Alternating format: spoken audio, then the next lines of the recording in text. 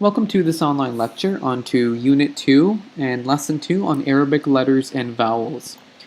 So last class, what we did was we briefly went through the alphabet, the letters, and their corresponding sounds. So now we're going to sort of dive deeper into reviewing vowels, vowel symbols of letters that give those letters different sounds. And these vowels are not letters, but they're, again, like I said, they're symbols, not so much letters. I wouldn't really say that they're letters, but we will get to that in a bit. And these vowel symbols can be placed above or below the letter, okay? Another important thing I'm going to put a star besides is the third point on this slide is that we always read Arabic from right to left no matter what, okay? That's very important. That's something that we have to get used to because you and I have been very familiar with reading English from left to right. And lastly, whatever content in this lesson, and all the content in this lesson applies to all the future lessons that I'll be giving you because you need to understand this lecture in order to get to our end goal, which is actually reading Arabic phrases and from the Quran. So just to start off in a familiar kind of way, this picture should not be too scary because we did review it in our other lecture, but this is just the Arabic alphabet. So what I'm going to do is I actually have I have one thing to note, and I'm going to underline that. It's not a mistake I made, it's just something I forgot to clarify in the first lecture, but I'm going to underline 5 letters. So this is the letter Tha, this is the letter Ta, this is the letter Ba, this is the letter Alif, and this is the letter Ra, okay? So maybe I'll start with the letter Ra. So notice how in the first lecture I sounded out, I stated what sound each letter makes. So for the letter Ra, that's the name of the letter Ra, in the lecture I said it made a raw sound, right?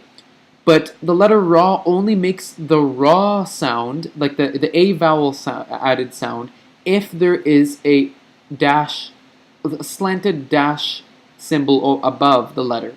So if this letter Ra had this little dash here, then it would add that A vowel sound there.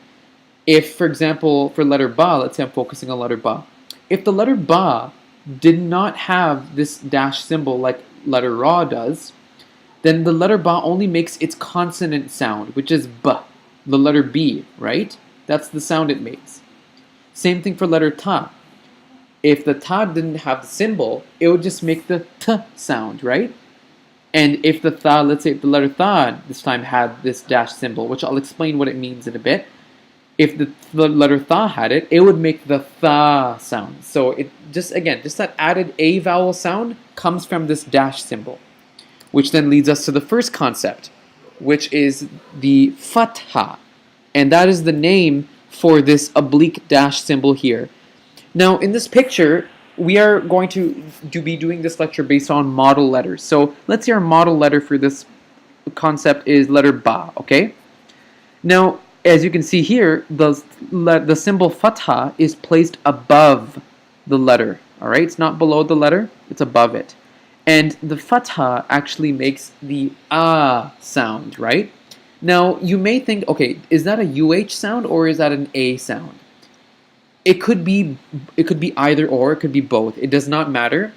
I'm just trying to write down what I think it sounds like and what I think what I think that you kind of think it sounds like an A or a UH. So I'm just putting down what you think it sounds like as well, so that there's no confusion. And it's a little bit hard to hear over my microphone about what sounds I'm making, but I'll definitely clear this up for you in lecture or in class time. So now we have the letter Ba. Let's say we're focusing on the letter Ba. We want to find out what sound letter Ba makes when we add this Fattah symbol above it. So again, this equation, to give you a bit of an overview, this equation here is only based on letters. Whoops, just ignore that there. Can't erase that. This first equation is only based on letters. This second equation is only based on sounds. Okay, the sounds of letters put together with symbols. Okay, just remember that. So to give an example here, we know that the Fattah makes the sound, right? Or the UH or A sound. So letter Ba, we know that plus the Fattah will give us this in writing, right? Give us this as a whole. Now let's break it down into sounds. Letter ba makes by itself, no symbol, it makes a b sound. What if I add the symbol now? Well, I'm just simply adding these letters together. So I'm going to have B, U, and H. So that's going to be ba, right? It's going to be ba. So the next, leading us to the next concept, which is kind of like the opposite of the Fattah, and that is the Castra, okay, the Castra. So the Castra, if I'm underlining in bold, it makes the E sound, or the double E sound. And if I put my model letter, let's say our model letter for now is letter ta, okay? So the Castra is now placed underneath the letter. So it's not above the letter like the Fattah was. So now let's see what sound the letter ta makes if we add a Castra beneath it. Alright, so here's the letter ta, that's our model letter. Makes a t sound. So let me just finish this first equation. Letter ta plus the Castra gives us this. Okay? So now let's break this down into sounds. Letter ta, again by itself, it makes the tongue and teeth sound, t. We add that to the sound of the Castra, which is E, and we get T, right? Putting those letters together, T. Whoops. So now that leads us into the next idea, which is the Dhamma. Okay, so the Dhamma is like this little structure here. It looks like a little bit of a ribbon, a short ribbon put up into a loop like that. And it is actually also positioned above the letter this time. So let's say maybe our example letter is Ra, our model letter there. So the Dhamma makes the Oo sound, or the double O sound. Okay, so just remember that.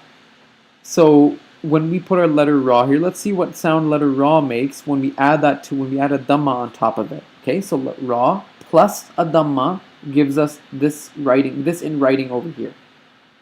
Okay, as a whole. Now, let's break this into sounds now. What sound does Ra make without just by itself in its alphabetical form? It makes an R sound, right? A strong R. Ra. Let's add the sounds together. R plus double O would give us Ru, right? As you guessed. So that is the sound for Dhamma. So now we're going to get on to Double Fatah. So now we're going to kind of get into kind of repetitive kind of stuff. You'll see that this is something familiar about the symbol. You see two Fathahs, right? That's why it's called a Double Fatah.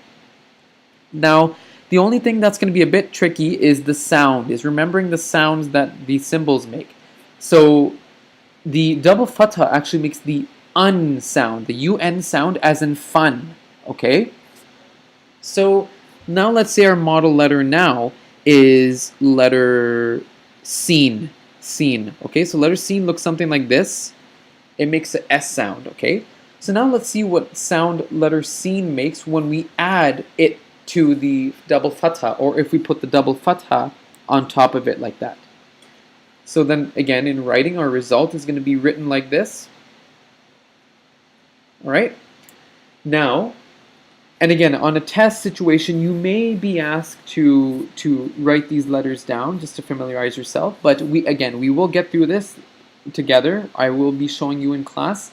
There is no rush for this at all, because the test is very far from this. Now let's break this up into sounds. So what sound does this letter Sin make? Makes an S sound, right? So if we add the S sound plus the UN sound of the Double Fatah, we get sun, right? Like the English word sun. That's exactly how you say it. Sun. That is the letter Sin with the Double Fatah. So now we get into our second last concept, which is the Double Castra. That is making an in sound, an IN sound, like the word in, like inside. And this, again, it's two kasras put together below a letter. So we know in general the concept for kasra is that it's positioned below the letter. So now let's say our model letter is going to be letter Noon. Okay, let's say it's letter Noon. So what sound does the letter Noon make when we add a double kasra to it or below it? So again, that's what it looks like with the double kasra beneath it. Now let's break this into sounds again. So you know the deal again. What sound does the letter noon make? It makes an N sound, right? N. And we add the sounds together, N plus I-N. What do we get? Nin. Nin, right? That's the sound that the noon makes with the double kasra. So now this is the last and final concept, which is double dhamma. Okay? Again, this is repetitive kind of stuff. It's being redundant so that I can help you remember. Now the double dhamma, it doesn't actually look like a double dhamma, but that's the general idea. It looks a bit like a letter hamza, or well, symbol hamza with a dhamma, but that's the general. You won't really be asked to kind of draw the symbols. I won't really ask you that, but just be familiar with it. So the double dhamma, really, it makes the on sound. Okay, it makes this sound here.